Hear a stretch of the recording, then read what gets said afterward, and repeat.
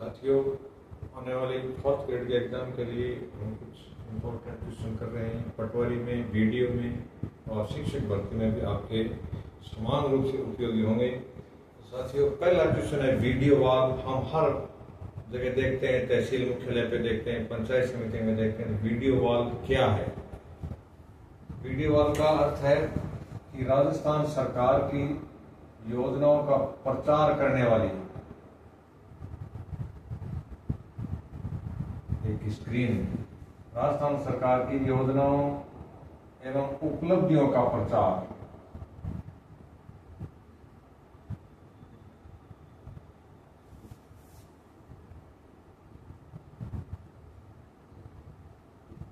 करने वाली computer screen जो हर पंचायत समिति में लगाई गई है और जिला कलेक्ट्रेट कार्यालयों के आगे भी आम जनता के लिए लगाई गई है। पहला क्वेश्चन हो गया वीडियो वॉल क्या है। फिर आगामी क्वेश्चन हम लेते हैं जन सूचना पोर्टल। यह कब से शुरू हुआ है और इसका उद्देश्य क्या है? ये सितंबर 2019 से शुरू हुआ है। कब से? सितंबर 2019 से। और इसका उद्देश्य है राजस्थान सरकार की समस्त योजनाओं और विभागों की निःशुल्क जानकारी उपलब्ध कराना। यानी राज्य योजनाओं की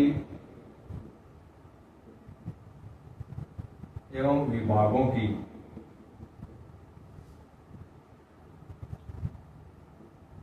निःशुल्क जानकारी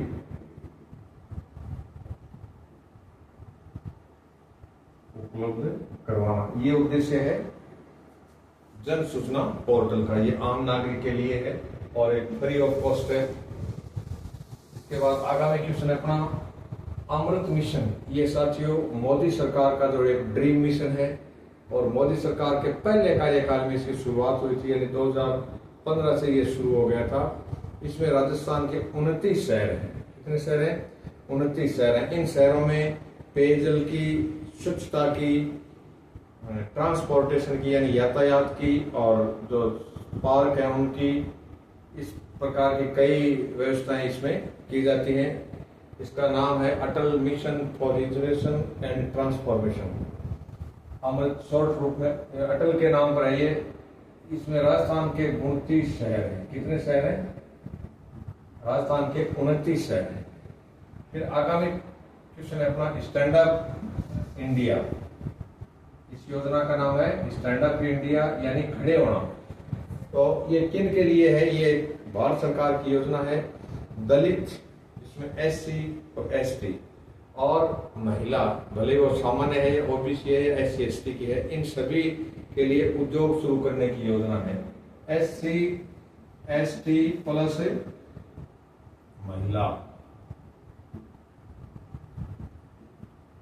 उद्यमियों के लिए भारत सरकार की योजना।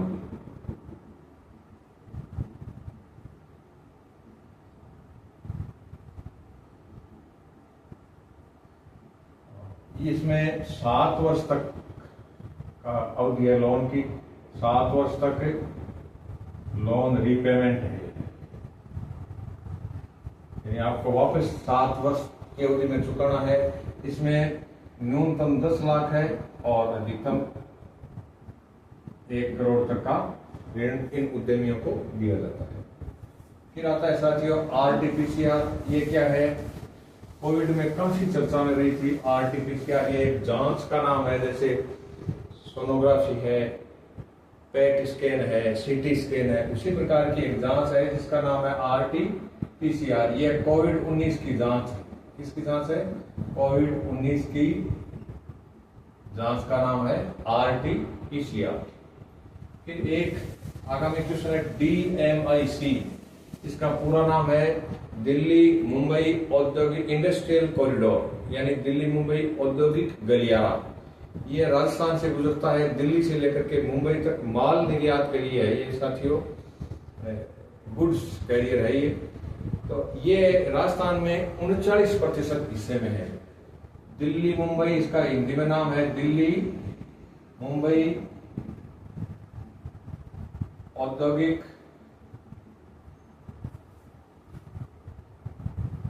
कॉरिडोर इसका 39% हिस्सा राजस्थान से गुजरता है। कितना? 39% हिस्सा राजस्थान में है।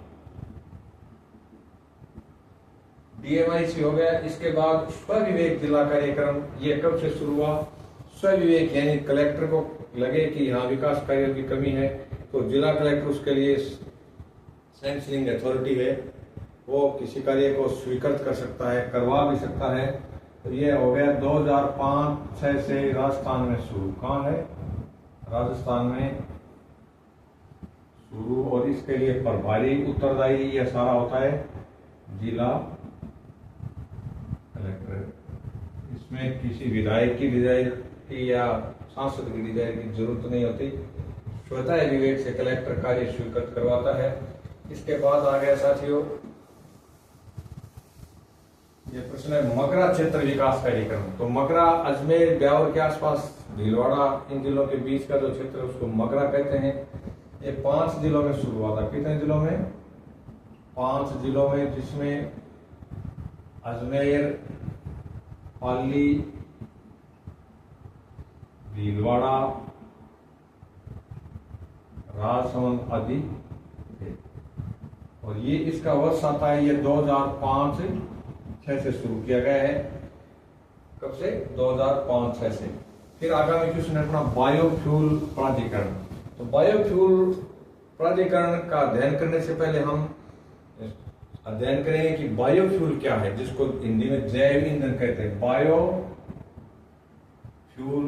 और हिंदी में हो गया जैव ईंधन, यानी जो खनिज ईंधन है, पेट्रोलियम कहते हैं खनिज ईंधन को, उससे प्रदूषण ज्यादा होता है। तो उस प्रदूषण को कम करने के लिए भारत सरकार ने एक महत्वाकांक्षी योजना शुरू की है, उसका नाम है बायोफ्यूल मिशन। और वो योजना राजस्थान में 2005 से, कब से शुरू हुई? राजस्थान में 2005 से। अब राजस्थान में बायोफ्यूल के रूप में 2 ही ईंधन अभी तक पहचाने गए हैं। एक तो है रतन जोत, जिसको हम जेट्रोफा कहते हैं। क्या है? रतन जोत के बीज। ये कहाँ होता है? दक्षिणी राजस्थान के 12 जिलों में ये मिशन शुरू हो चुका है। और दूसरा जैव ईंधन अपना क्या है? वो है करंज। क्या है? करंज। करंज जयपुर सहित दक्षिण पूर्वी राजस्थान में, किसके? दक्षिण पूर्वी राजस्थान के 8 जिलों में, यानी 12 जिलों में रतन जोत वाला है, 8 जिलों में करंज वाला प्रोग्राम चलता है। और इनका जो इनके बीज है, उनसे जो तेल निकाला जाता है, उस तेल को पेट्रोल या डीजल में मिलाया जाता है। भारत सरकार का टारगेट है 20% एथेनॉल मिक्स करने का। कितना? 20%। अभी तक 20 वाला लक्ष्य प्राप्त नहीं हुआ है। और जब जैव ईंधन मिलाया जाता है ईंधन में, तो उससे क्या होता है कि पोल्यूशन, पर्यावरण का जो प्रदूषण है वो बहुत कम होता है। तो इसलिए इन्होंने, भारत सरकार ने एक ये योजना शुरू की है। फिर एक साथियों, राजस्थान की बायो रिफाइनरी, सबसे बड़ी बायोफ्यूल रिफाइनरी कहाँ है? यानी पेट्रोलियम की जो रिफाइनरी है वो तो है पचपदरा में, अभी वो स्टार्ट होने बाकी है। बायोफ्यूल रिफाइनरी ये है रिफाइनरी झामरकोटड़ा में। झामरकोटड़ा, क्योंकि उदयपुर दोनों में कॉमन आ गया, झामरकोटड़ा, और ये है उदयपुर में। वैसे झामरकोटड़ा से हम काफी परिचित हैं, क्योंकि रॉक फॉस्फेट की एशिया की सबसे बड़ी जो माइन है यानी खान है वो झामरकोटड़ा में है। तो झामरकोटड़ा में bio refinery, biofuel refinery Rajasthan सरकार के द्वारा लगाई जा चुकी है। अब आगामी प्रश्न अपना बायोफ्यूल वाला क्लियर हो गया। इससे आगामी प्रश्न है राजस्थान पंचायती राज अधिनियम 1953 का, यानी पहला पंचायती राज अधिनियम है 1953। और फिर इसमें संशोधन हुआ 1994, यानी 73वें संविधान संशोधन के अनुकूल 94 में हुआ। और फिर 96 में यहाँ नए नियम लागू कर दिए गए हैं। इसमें साथियों एक प्रश्न यह था कि पंचायती राज की शुरुआत कहाँ से हुई थी? पंचायती राज शुरू करने वाला भारत का पहला राज्य राजस्थान है, सेकंड आंध्र प्रदेश है। पंचायती राज नागौर से, कब से? कहां से? नागौर से 2 अक्टूबर 1959 को, यानी गांधी जयंती के दिन JRL नेहरू ने शुरू किया। किसने? जवाहरलाल नेहरू ने इसका उद्घाटन किया था और वहीं पंचायत राज स्मारक बना हुआ है। अब आप कहेंगे कि जब 1959 में जब उद्घाटन किया तो 53 वाला कैसे हो गया? तो 53 से राजस्थान में पंचायत राज चल रहा था, लेकिन ये भारत के अकॉर्डिंग नहीं था। यानी किसी राज्य में द्विस्तरीय व्यवस्था थी, किसी राज्य में त्रिस्तरीय थी। तो भारत सरकार के आग्रह पर राजस्थान ने सबसे पहले एक पंचायत राज का त्रिस्तरीय मॉडल, यानी गांव में ग्राम पंचायत, मध्यम स्तर पर पंचायत समिति और जिला स्तर पर जिला परिषद अपनाई थी। कौन से कानून से? 2 अक्टूबर 1959 में जो उद्घाटन हुआ उससे। इससे पहले जो राजस्थान में पंचायत राज चल रहा था 1953 के कानून से, उसमें न्याय पंचायतें हुआ करती थी साथियों। ग्राम पंचायत का अस्तित्व नहीं था। उसमें एक न्याय पंचायत थी और एक मंडल पंचायत थी और जिला परिषद थी। अब वो व्यवस्थाएं समाप्त कर दी गई हैं और वर्तमान में पूरे भारत में एक जैसा है। 20 लाख वाली जनसंख्या वाले राज्यों को छोड़ करके तो बड़े राज्य हैं, उनमें त्रिस्तरीय व्यवस्था, यानी ग्राम स्तर पर ग्राम पंचायत, मध्य स्तर पर पंचायत समिति और जिला स्तर पर जिला परिषद बनाई गई है। इसके बाद आगामी क्वेश्चन लेते हैं अपने। मेवात क्षेत्र विकास कार्यक्रम, ये अलवर और भरतपुर 2 जिलों के मेव बहुल पंचायत समितियों, सभी पूरे जिले में नहीं है, ये मेव बहुल विकास खंडों में यानी पंचायत समितियों में, मेव बहुल पंचायत समितियों में। और ये 1986-87 फाइनेंशियल ईयर में शुरू हुआ है। इसके बाद आता है डांग क्षेत्र। डांग किसको कहते हैं? चंबल किनारे का जो क्षेत्र है, बीड़ क्षेत्र, उसको डांग कहा जाता है। चंबल किनारे का बीड़ क्षेत्र। और इसमें साथियों 8 डिस्ट्रिक्ट आते हैं। कितने डिस्ट्रिक्ट आते हैं?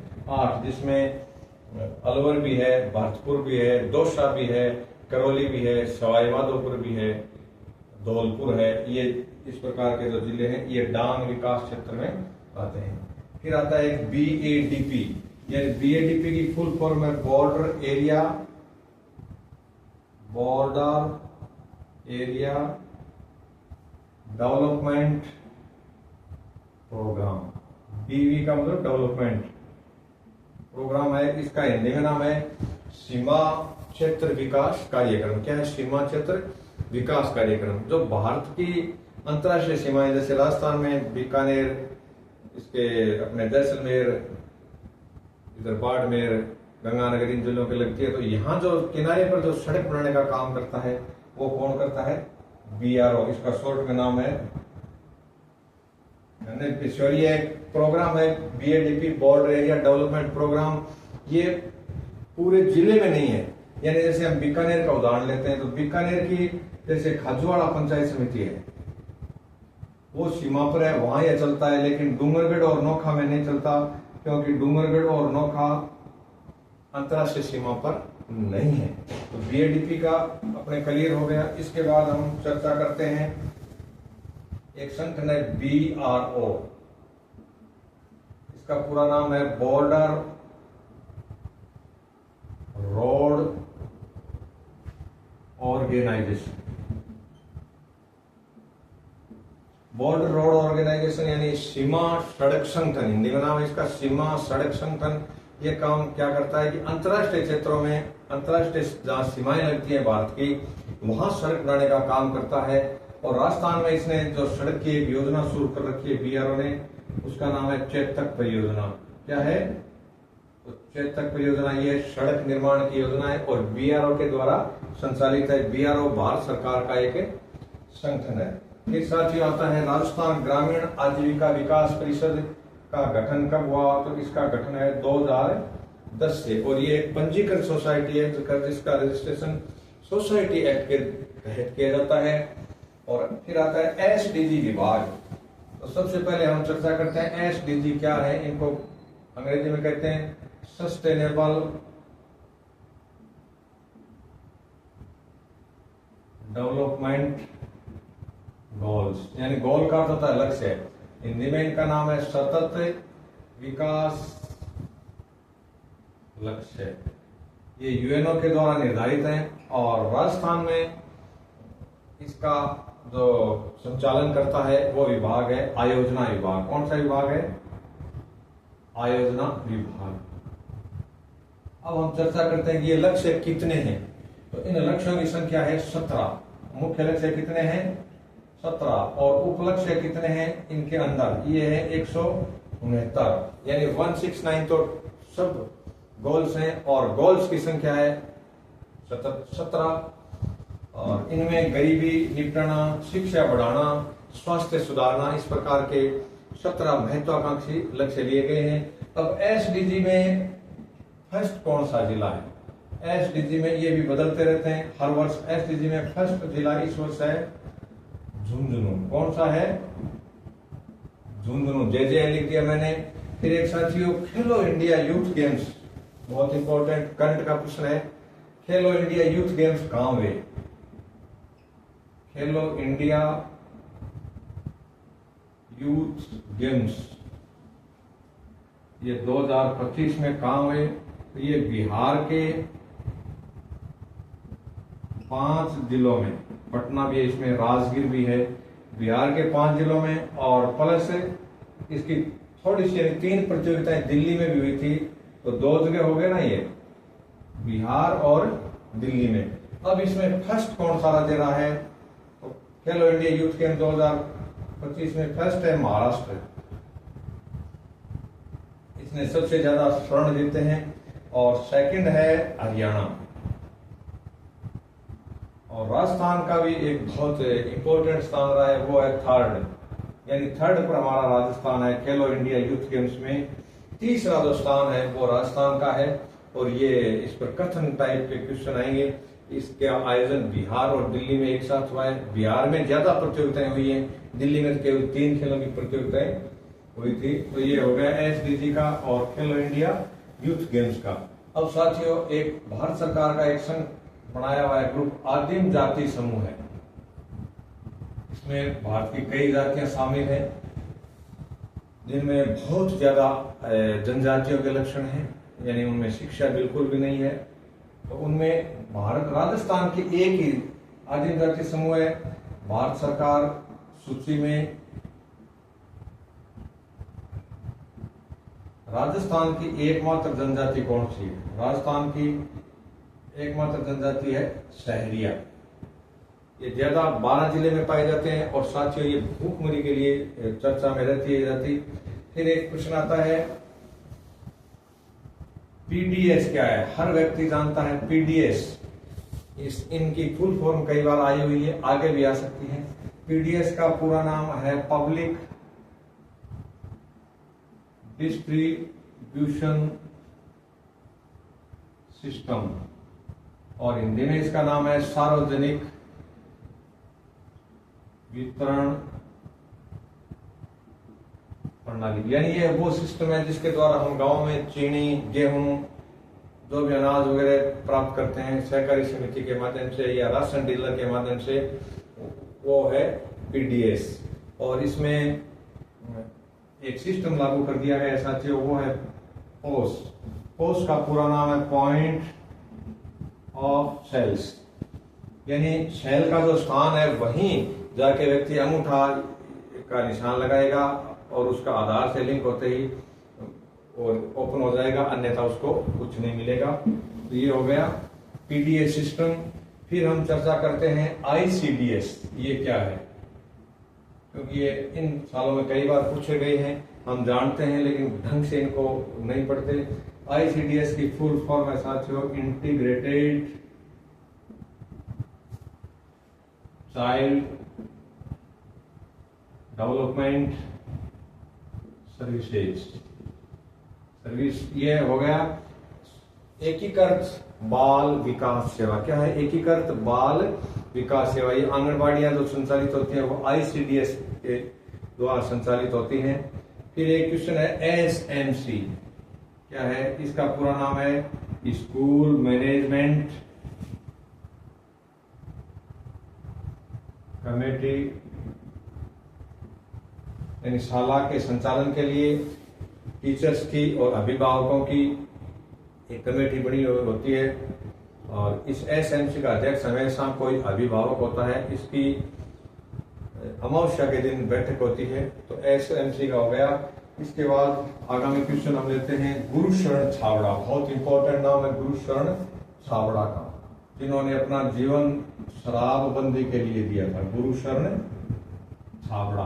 देखिए, नशा वो एक अंधी लत है जो व्यक्ति का वर्तमान बिगाड़ता है और वर्तमान के साथ साथ पूरे भविष्य को भी खो करके चला जाता है। तो इस नशे से उन्होंने जब कई युवाओं को, कई परिवारों को बर्बाद होते देखा, तो गुरुशरण छाबड़ा जो पीसीसी में विधायक रह चुके हैं सूरतगढ़ से, उन्होंने ये आंदोलन चलाया था, शराबबंदी आंदोलन। हालांकि बाद में उनका निधन हो गया।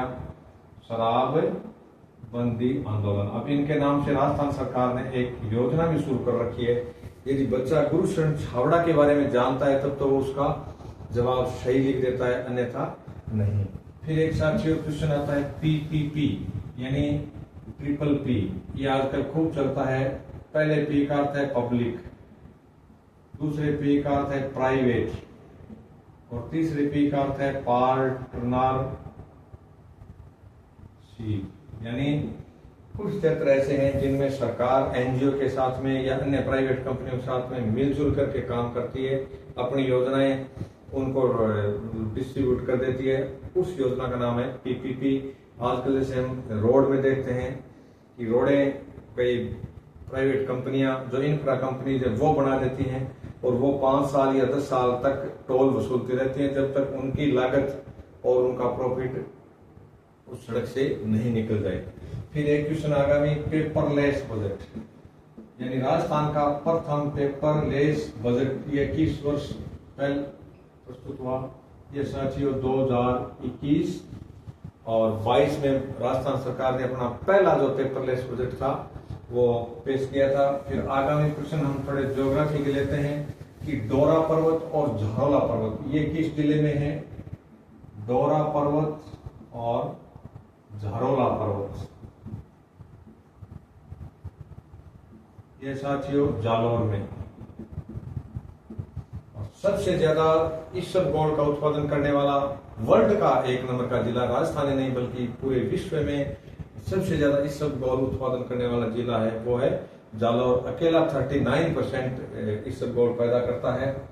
डोरा और झारोला पर्वत के बाद हम देखते हैं पांचोटा धाम। ये तल्लीनाथ लोक देवता तल्लीनाथ जिसे संबंधित है पांचोटा धाम या गांव। ये जालौर में संत तल्लीनाथ का है। किसका है? लोक देवता तल्लीनाथ। मल्लीनाथ और तल्लीनाथ ये अलग अलग नाम है, दोनों में अक्षर हम भूल कर बैठते हैं। अब आता है लोक देवता मल्लीनाथ। लोक देवता मल्लीनाथ ये कहाँ के हैं? ये तिलवाड़ा बाड़मेर के हैं। कहाँ के हैं? तिलवाड़ा बाड़मेर के। और इनका पशु मेला इनके नाम से भरता है, यानी तिलवाड़ा पशु मेला वो बाड़मेर जिले में है। और इन मल्लीनाथ जी का मूल नाम था जैतमल राठौड़। क्या नाम था? जैतमल राठौड़। इसके बाद हम रामदेव जी के गुरु का नाम याद करते हैं कि रामदेव जी किसके शिष्य थे? रामदेव जी के गुरु थे साथियों बालीनाथ। क्या नाम था? बालीनाथ जी। और रामदेव जी की जो महत्वपूर्ण विशेषता है वो क्या है कि सांप्रदायिक सद्भाव। बहुत इंपॉर्टेंट बात है, सांप्रदायिक सद्भाव और छुआछूत उन्मूलन, यानी इन्होंने अनटचेबिलिटी या छुआछूत को दूर करने का प्रयास किया था। छुआछूत उन्मूलन ये है बाबा रामदेव की एक बहुत बड़ी महत्वपूर्ण विशेषता। इसके बाद आगामी क्वेश्चन हम लेते हैं सुशील वाद्य कौन कौन से साथियों? सुशील वाद्य कौन से होते हैं? वाद्य होते हैं तो जिनको हम बजाते हैं। सुशील का अर्थ होता है हवा। सुशील का अर्थ क्या होता है? हवा। ऐसे वाद्य यंत्र जिसको हम हवा से बजाते हैं या फूंक से बजाते हैं वो सुशील वाद्य हैं। इसमें हम एक तो लेते हैं अलगोजा। अलगोजा राजस्थान का राज्य वाद्य है, यानी राजस्थान का राज्य वाद्य यंत्र ये है अलगोजा।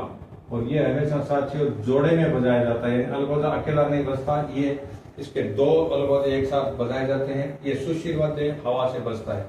फिर एक सुशील वाद्य है मोरचंग। कौन सा? मोरचंग। ये किस जिले में है? ये बाड़मेर का सुशील वाद्य है मोरचंग। और मोरचंग के बाद हो गया बांसुरी,